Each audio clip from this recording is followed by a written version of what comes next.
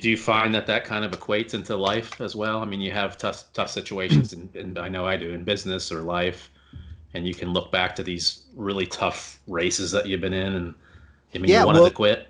yeah, it's all practice, right? I talk about it a lot. It's, I attempt to take the word try out of my vocabulary and replace it with practice. Hmm. Um, so anytime at my talks, I talk about this all the time. I don't want you to try anything that I talk about. I want you to practice everything. Because when we shift from try to practice, try has this sort of pass fail mentality. When we can move to practice, we know that practice just makes us better. We get a little bit better each time we practice.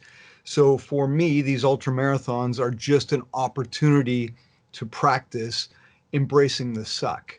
When I got into triathlons, one of the guys I followed was an older racer. I think he was probably 40 at the time.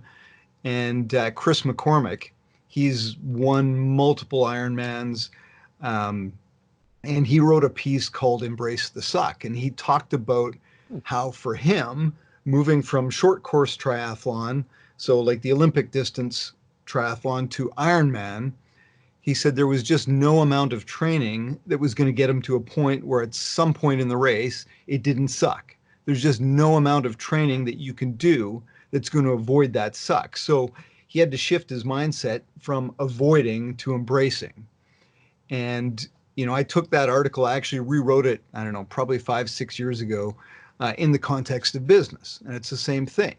You can have all the knowledge in the world, you can be best prepared, you can have the best product, but at some point, business is going to suck. Something's going to come along, a competitor is going to come up with something faster, newer, better. Your key staff is going to quit. Something's going to happen. So there's no amount of preparation that is going to allow you to completely avoid that suck. So then it becomes about practicing embracing that suck. And for me, the ultra marathons are a controlled environment where I can do that, right? I know. I mean, we've got aid stations every, I don't know, 10 miles maybe. So I know worst case scenario, if I got to bail, I got a point where I can bail. So it's kind of that controlled environment, where you put yourself into a position where it's going to be hard, it's going to suck, um, and it allows you to practice that in a somewhat controlled environment. Because as you say, we know that life is going to throw something at us at some point that's going to fucking suck, whether we like it or not. Yep, exactly. Well, that's a great way to look at it, honestly.